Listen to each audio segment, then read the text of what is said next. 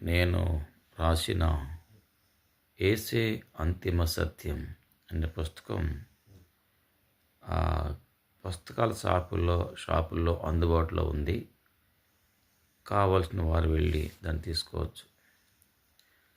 అది ప్రధానంగా క్రైస్తవ సంఘంపై జరుగుతున్నటువంటి అబద్ధ అంటే కల్పితమైన ప్రచారాలు చేస్తూ ఉన్నారు. అబద్ధాలు కల్పిస్తూ ప్రచారం చేస్తున్నారు, తప్పు అని. అయితే అది కాదు అని నిరూపించడానికి సైన్సు, ఫిలాసఫీ ఆధారంగా మరి రాయడం జరిగింది. క్రీస్తు యొక్క మరణ పునరుత్థానాలను విశ్లేషించి రాయడం కూడా జరిగింది.